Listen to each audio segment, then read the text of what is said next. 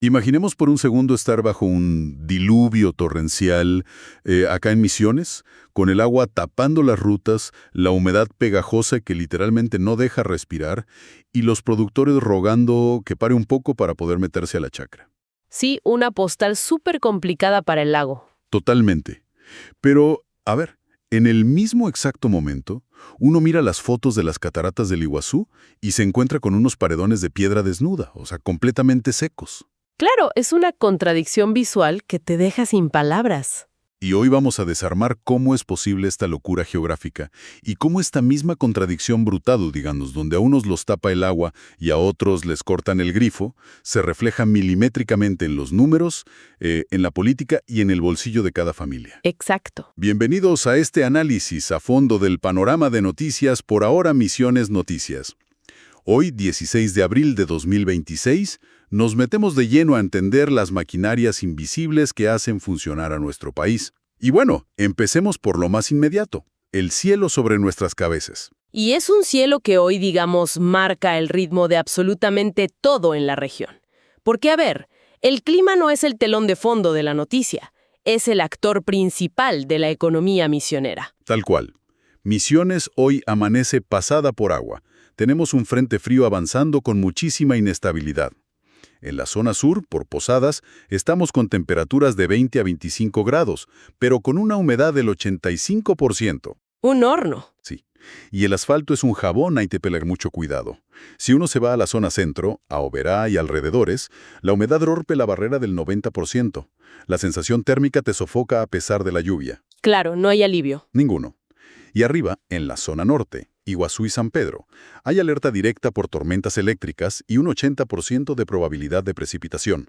Y a ver, esto no es solo sacar el paraguas. No, ni de casualidad. Es el colono que no puede entrar a cosechar. Es la hoja de hierba mate y el té que no se pueden secar. Es la economía primaria de la provincia frenando en seco. Y ahí es donde entra la paradoja que mencionabas al principio. Lo fascinante aquí es el contraste de los datos de hoy. Porque mientras las precipitaciones están inundando las chacras, los imponentes saltos San Martín y Bosetti en las cataratas son un hilo de agua triste sobre la roca. Tremendo. Y para entender por qué ocurre esto justo durante un frente de tormenta, hay que mirar aguas arriba, hacia las represas hidroeléctricas brasileñas. Para un poco, porque esto a la gente muchas veces le cuesta entenderlo. O sea, ¿cómo puede ser que nos estemos inundando acá abajo, pero el río Iguazú no tenga agua? Es que las represas operan literalmente como esponjas gigantes de concreto. Cuando los operadores en Brasil ven venir un frente de tormenta importante, necesitan maximizar su propia matriz energética. Lógico, cuidan lo suyo. Exacto. Entonces, ¿qué hacen? Cierran las compuertas para acumular agua y generar energía potencial en sus embalses. Al hacer eso, estrangulan el caudal del río Iguazú. Cortan la manguera. Mira vos. Claro, y no importa cuánta lluvia caiga sobre suelo misionero en ese momento, el flujo principal que alimenta nuestras cataratas está secuestrado kilómetros arriba por una decisión administrativa extranjera. O sea, a ver, desarmemos un poco esto. Es como una llave de paso gigante que maneja a otro país. Tal cual. Increíble. Y fíjate cómo este concepto de que una decisión administrativa te corte el oxígeno, bueno, nos sirve para mirar lo que está pasando en nuestros propios municipios y en la provincia. Porque la lluvia no es lo único que empantana a la gente. Lamentablemente no. La burocracia también está alejando a varios con el agua al cuello.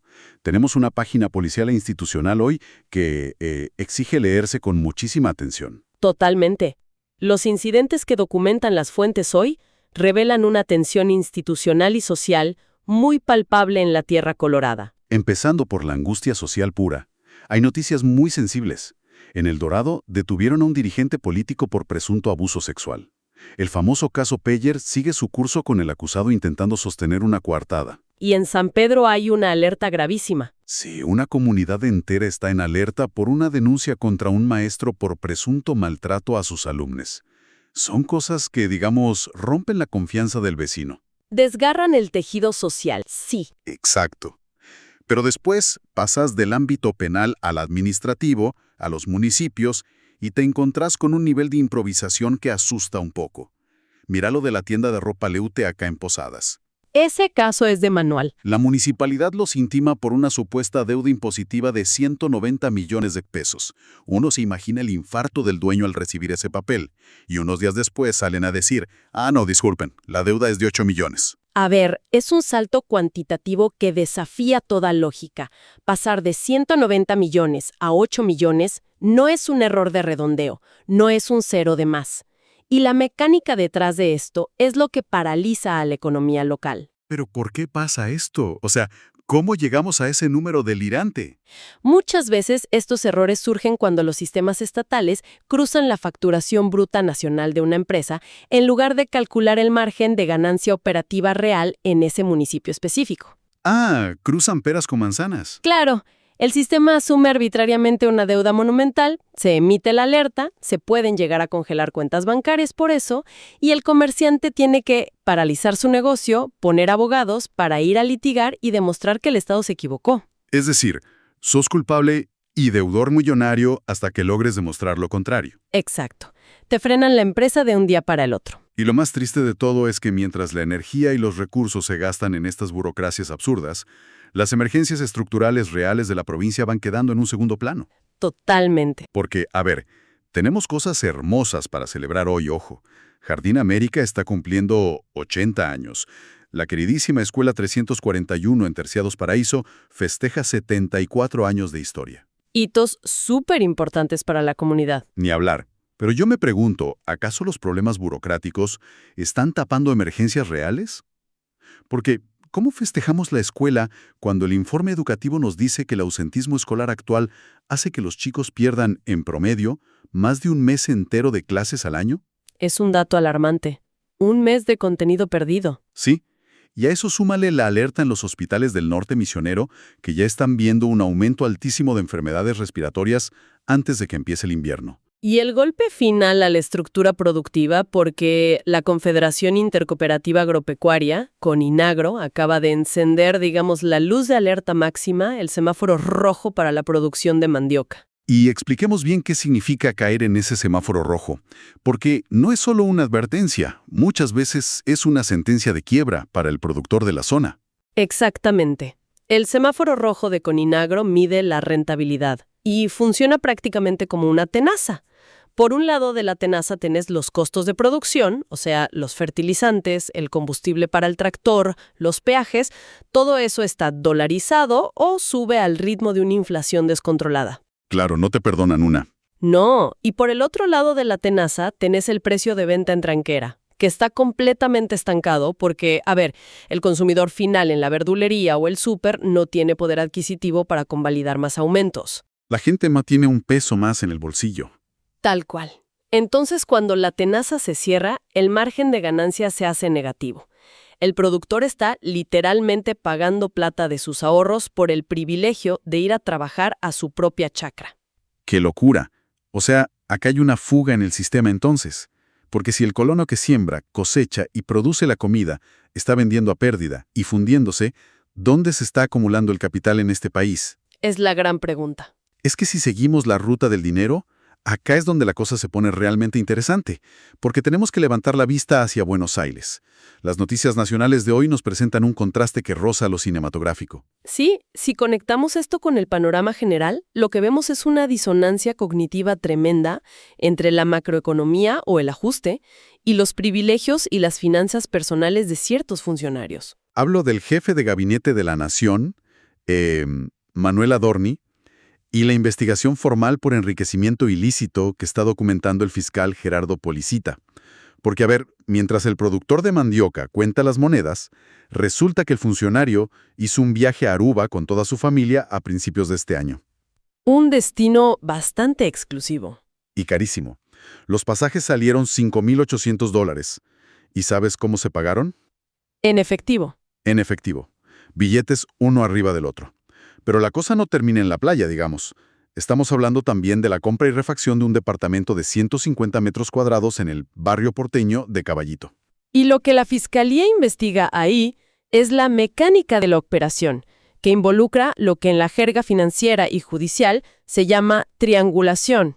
Explícame eso, por favor. A ver, según las fuentes de la investigación, la compra del departamento se habría realizado mediante dos mujeres jubiladas que ofician de prestamistas.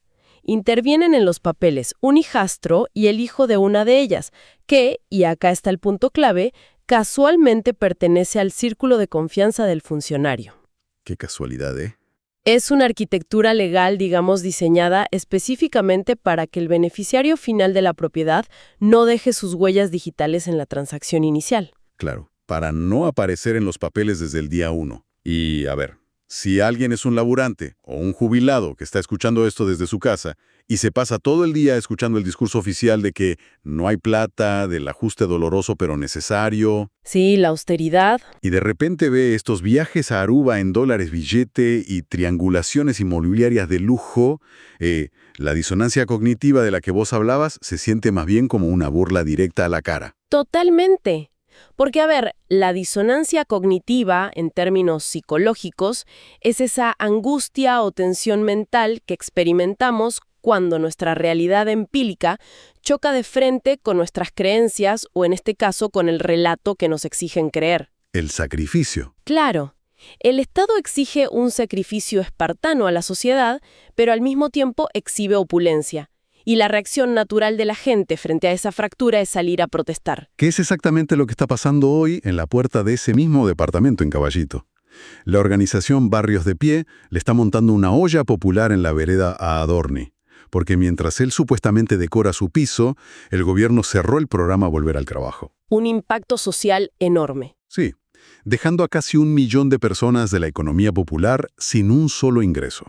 1 millón de personas, incluidas un montón de mujeres, que cocinan en los comedores comunitarios. Y ojo, no es solo el Poder Ejecutivo. Miremos al Senado un segundo. Los famosos aumentos.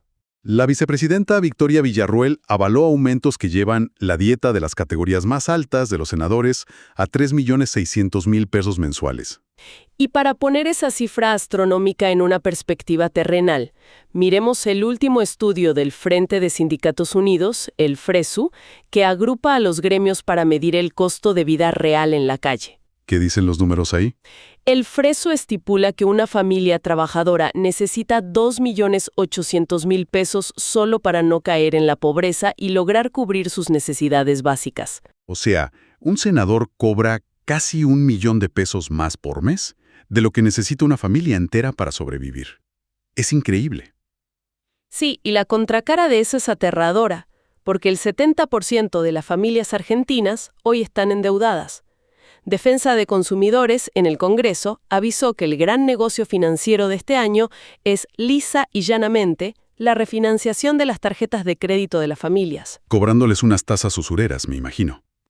Les están cobrando tasas de interés del 500 al 600%. Es una locura. La gente está financiando el sachet de leche y el paquete de fideos en el supermercado a tasas de usura. Tal cual. Es un proceso de asfixia financiera lento. Y el sector más vulnerable a esta asfixia, que carece de cualquier capacidad física o de tiempo para reinsertarse en el mercado laboral y compensar, es el de los adultos mayores. Ya acá llegamos al drama del PAMI y el Estado, que es la imagen que a mí más me partió el alma ayer.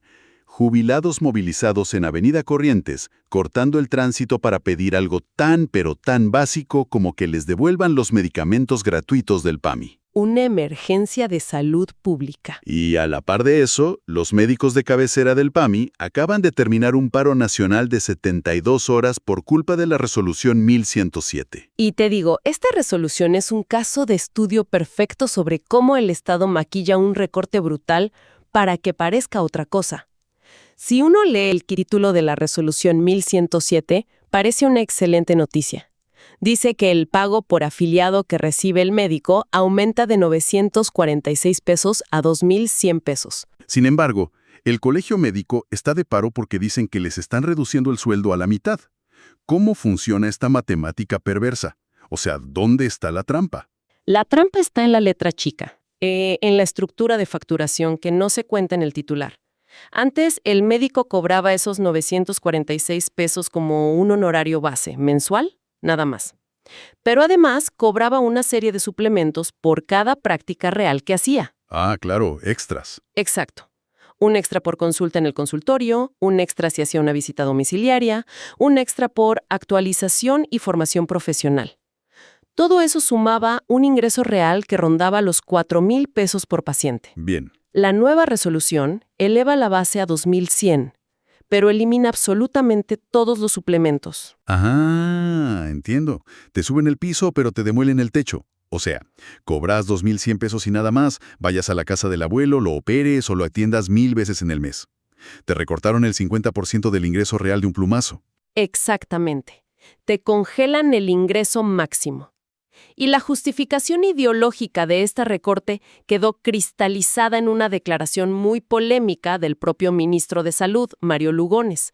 Él definió a los afiliados mayores de 80 años como, y cito textual, una carga muy grande para el sistema prestacional. Una carga muy grande. Es escalofriante escuchar a un ministro decir eso. Estás transformando al abuelo que, digamos, construyó este país y aportó toda su vida en un pasivo molesto en la hoja de cálculo de Excel del ministerio. Es una visión puramente contable de la salud. Y esto conecta directo con lo que pasa en la macroeconomía, porque si miramos al Fondo Monetario Internacional, el gobierno hoy está festejando que el FMI aprobó un desembolso de $1,000 millones. Todos aplauden en Buenos Aires, pero las exigencias son mantener un superávit primario del 1,4% y acumular $8,000 millones de reservas. Y la pregunta que siempre debemos hacernos frente a un anuncio macroeconómico de este tipo es, ¿cuál es la infraestructura real del país que se está desmantelando o rompiendo para conseguir ese ahorro contable? Y la respuesta te diría que hoy está en Santa Fe y Entre Ríos. Tuvimos temporales destructivos en estas últimas horas. 230 milímetros de agua cayendo de golpe, miles de evacuados, rutas cortadas. Un desastre total. Y uno se pregunta, ¿qué hace el Ministerio de Defensa Nacional frente a esta crisis climática que tenemos encima? Anuncia el despido de 140 profesionales del Servicio Meteorológico Nacional. Con la amenaza latente de cerrar 40 estaciones de monitoreo en todo el país. Para ahorrar presupuesto. Es como vender el radar de tu barco para poder pagar la cuota del seguro contra tormentas. Los números en el banco te van a cerrar joya hoy, pero mañana, cuando venga el huracán, te vas a hundir sin enterarte porque apagaste el radar. Es una analogía precisa. Al cerrar o desfinanciar las estaciones meteorológicas, el Estado pierde la capacidad de predecir heladas, tormentas severas y sequías de manera local. ¿Qué es clave? Claro, porque esa es la información exacta y anticipada que necesitan nuestros productores agropecuarios para saber cuándo sembrar o cuándo asegurar la cosecha. O sea, ahorran un salario de un meteorólogo hoy, pero exponen a todo el sistema productivo nacional a pérdidas multimillonarias. Es no ver más allá de la nariz.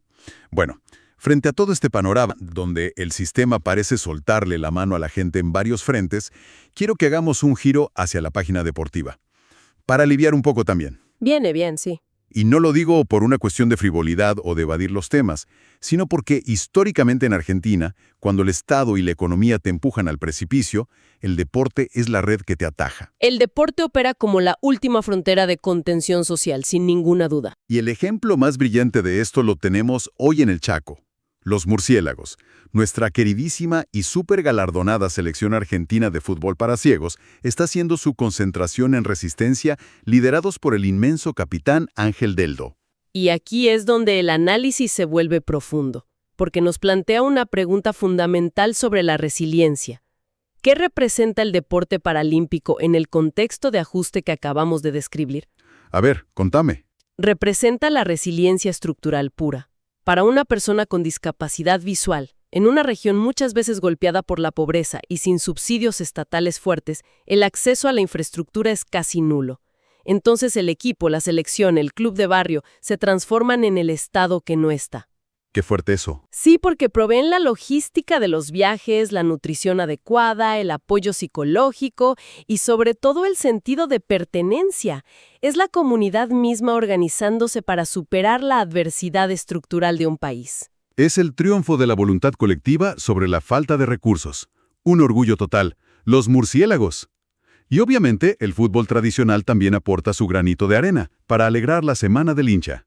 Tuvimos acción internacional, e Independiente Rivadavia metió un batacazo histórico ganándole 2-1 a Fluminense allí en Brasil, por competencias continentales. Una hazaña. Totalmente. Rosario Central y River sumaron victorias clave en sus grupos, aunque a Racing le tocó morder el polvo frente a Botafogo, cayó derrotado. Y un dato cortito para los futboleros del ascenso, Almirante Brown ya tiene a Andrés Montenegro como nuevo técnico para intentar salir a flote en la Primera Nacional. Cambio de aire en Almirante. Sí, pero a ver, ya que mencionamos a Brasil con el partido este de Fluminense, usemos eso de puente para mirar el tablero internacional un rato. Porque lo que deciden los presidentes afuera, digamos lejos, nos pega de rebote en la Ruta 12 acá en Misiones. Y el tablero global hoy nos muestra una diferencia ideológica absoluta sobre cómo manejar el trabajo, la economía y las fronteras. Hay modelos muy distintos en pugna. Y el contraste te deja mudo. En Brasil, el presidente Lula da Silva acaba de enviar al Congreso un proyecto para reducir la jornada laboral a 40 horas semanales, prohibiendo trabajar 6 días seguidos y garantizando el descanso. El detalle clave: sin reducción de salario. Ampliación de derechos laborales pura. Una apuesta muy fuerte. Pero te vas al otro extremo de nuestro continente, a Estados Unidos, y los rumores en los pasillos de Washington indican que Donald Trump está diseñando una operación militar directa sobre Cuba. Y si cruzamos la cordillera de los Andes, acá nomás, a Chile, el gobierno de José Antonio Kast comenzó oficialmente a expulsar inmigrantes indocumentados en vuelos charter militares hacia Colombia y Ecuador. Claro, lo que vemos son 3 modelos chocando en tiempo real. Brasil intenta la vía escandinava, digamos, de reducir la fatiga laboral para aumentar la productividad y reactivar el consumo interno. Mientras los otros van por la dureza. Exacto. Chile y Estados Unidos apuestan por la hiperseguridad, la mano dura, el nacionalismo fronterizo y la demostración de fuerza militar directa como herramienta de política doméstica. Marcan un cambio de época en la región. ¿Y cómo nos afecta a nosotros esa demostración de fuerza? Porque a las decisiones de Trump o de Kast, sumale los misiles reales que están cayendo hoy. Israel bombardeando a mansalva posiciones en el Líbano, Estados Unidos bloqueando la salida de petróleo de Irán y Rusia metiendo la peor lluvia de bombas del año sobre la infraestructura civil y eléctrica de Ucrania. Una escalada bélica global. Y yo te pregunto, el misionero que nos escucha ahora, el panadero, el fletero que está en la ruta dirá, bueno, qué desastre el mundo, pero queda lejos. No. ¿Cómo le pega ese misil que cae en Europa Oriental o en Medio Oriente a la billetera nuestra acá? Le pega de manera directa y cuantificable en la cadena de suministros globales. Te lo explico así. Cuando un misil cae cerca del Mar Rojo o se bloquea un puerto clave en Irán, las aseguradoras marítimas globales entran en pánico. Se asustan y cobran más. Inmediatamente triplican el costo de las pólizas de seguro para los buques petroleros que cruzan por ahí. Ese costo extra en dólares se traslada al precio del barril de crudo internacional. El barril sube de precio y cuando llega a las refinerías de Argentina, las empresas locales tienen que pagar más caro ese insumo. Claro, la cadena no perdona. Y a la semana siguiente de ese misil, el surtidor en la estación de servicio de Posadas, de Oberá El Dorado, sube sus precios de la nafta. Y cuando sube el gasoil, el camión que trae la harina, la leche o que mueve el tractor en la chacra pasa a ser más caro de operar. El misil en el Líbano, digamos, es la inflación en la góndola de Misiones la semana que viene, inevitablemente. Todo, absolutamente todo está enganchado. Fíjate el viaje mental que hicimos en este rato. Empezamos empantanados por la lluvia en la cosecha de yerba mate, mientras secaban nuestras cataratas para generar energía allá en Brasil.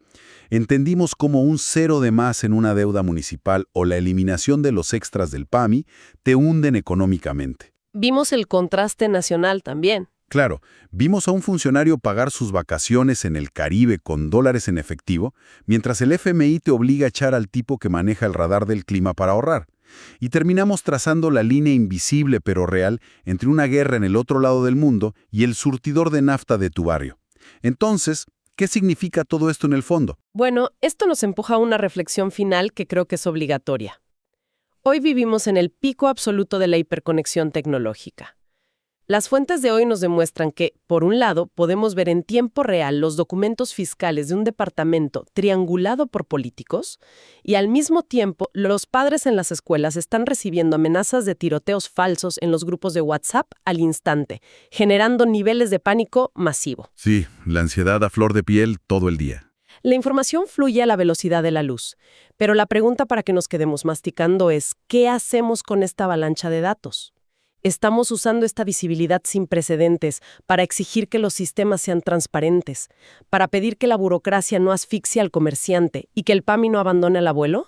¿O qué nos pasa? O simplemente tanta sobrecarga de malas noticias nos anestesia, dejándonos tolerar la disonancia cognitiva cotidiana como si fuera el clima, algo que simplemente ocurre y frente a lo cual no podemos hacer nada. Es una pregunta tremenda que te deja recalculando todo y un desafío muy grande para pensar cómo nos paramos frente a las noticias de mañana, ¿no? Llegamos así al final de este recorrido, de este análisis profundo, y como siempre nos toca recordar desde este espacio, como anclaje, las tormentas, ya sean climáticas en nuestras chakras o económicas en nuestros bolsillos, siempre nos encuentran bajo el mismo cielo. La clave está en cómo construimos juntos el refugio. Para más información visiten ahoramisiones.com.ar.